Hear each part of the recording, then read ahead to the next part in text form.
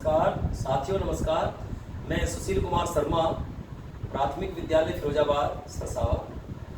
मैं उक्त विद्यालय में प्रधानाध्यापक के पद पर कार्यरत हूँ और मैंने इससे पहली वीडियो में भी बताया था कि मैं वर्ष 2021 का स्टेट अवार्डी व वर्ष 2019 में 2024 में एनसीईआरटी द्वारा नेशनल इनोवेटिव अवार्ड से सम्मानित शिक्षक हूँ। साथियों, मैंने कल पीपीटी कैसे बनाएं इस पर एक वीडियो पोस्ट की थी।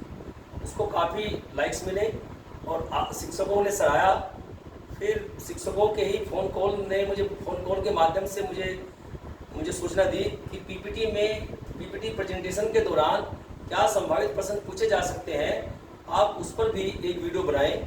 तो आज मैं अपनी एक संभावित वीडियो के रूप में आपके सामने प्रस्तुत हूं और आशा है कि आपको इससे हेल्प मिलेगी। साथियों, जैसे हम अपनी पीपीटी वहाँ पर प्रेजेंट करते हैं, इससे तो आपको ये ध्यान रखना है कि अपना परिचय देने के बाद जैसे आप उसको स्क्रॉल करेंगे तो जजेस जो है थोड़ा स्क्रॉल करने के बाद में ही प्रश्न पूछने शुरू कर देते हैं। तो सबसे पहले अब जैसे मानो हमने ये पीपीटी बनाई है तो इस पर हो सकता है कि विभिन्न वर्षों का नामांकन, यदि नामांकन कम हुआ है 5 सालों में तो कम नामांकन का क्या कारण था, इस पर भी प्रश्न पूछा जा सकता है।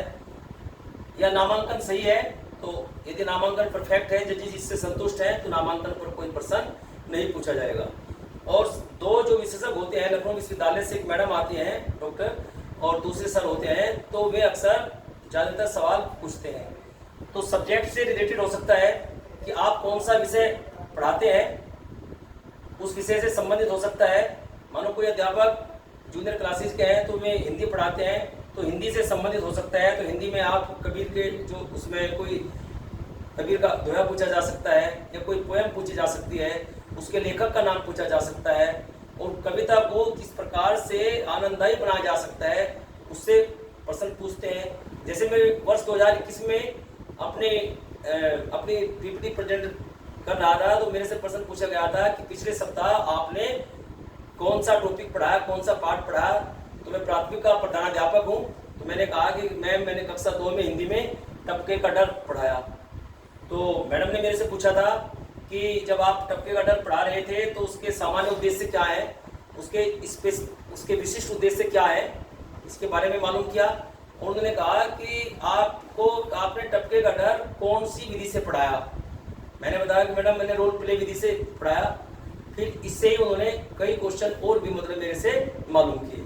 इसी प्रकार से मेरे साथी अध्यापक थे रणधीर सिंह, जनपद सहारनपुर से, उनसे जो है हिंदी के बारे में कई सवाल पूछे गए। सोठा की परिभाषा पूछी गई, अलंकार क्या होता है, अलंकार की परिभाषा पूछी गई, एक अनुप्रास अलंकार का उदाहरण पूछा गया।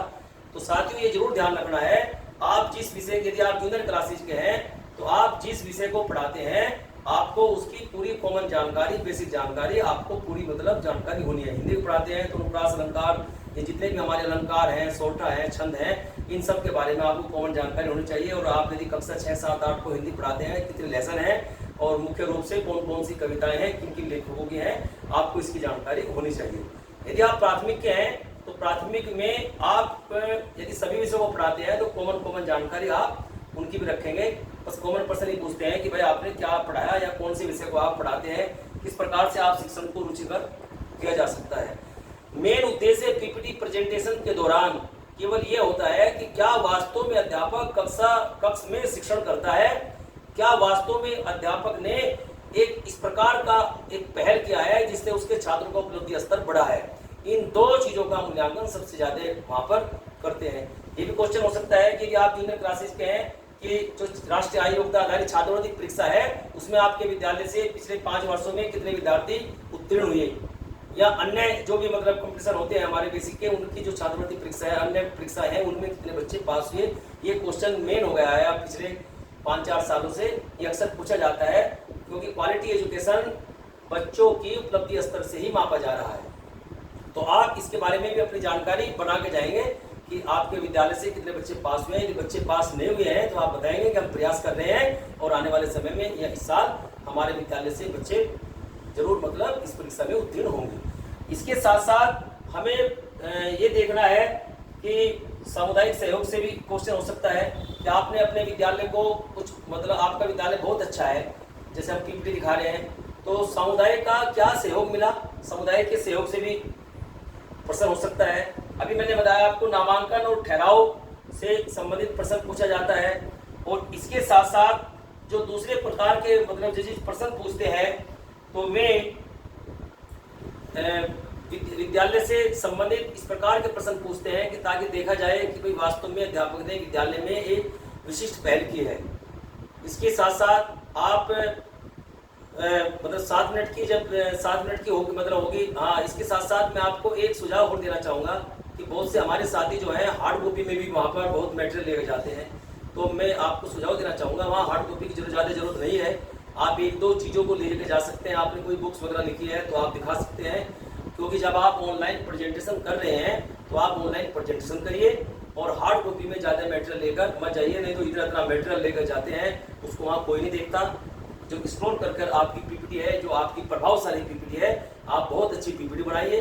मैंने इससे पहले जो अपनी वीडियो थी उसमें भी मतलब पीपीटी किस प्रकार के बनाए आपको हेल्प की है, और जो मैंने इस प्रकार के आपको प्रश्न बताए हैं इनका ध्यान रखना है, और एनईपी के बारे में ध्यान रखना है, निपुण भारत के बारे में रखना है, निपुण योजना क्या है, इसके लक्ष्य क्या है, प्राथमिक में कक्षा 1 के 2 के इसके जो मतलब इसमें हिंदी के निपुण लक्ष्य है, गणित के निपुण लक्ष्य है, तो ये सभी जानकारी जो भी हमारी बेसिक की जो जानकारी है, कॉमन जानकारी, आप इनको अच्छे प्रकार से लेके जाएंगे। और अंत में मैं आपको बताना चाहूँगा कि पूर्ण आत्मविश्वास के साथ जाना है, समर्पण के साथ जाना है, और अपने फॉर्मल ड्रेस में जाना है। कोई किसी प्रकार की ये नहीं कि भाई हमें ये कपड़े पहनने वो पहनने, उसका कोई विशेष प्रभाव नहीं है। आप अपने फॉर्मल मतलब जिसमें अच्छे लगते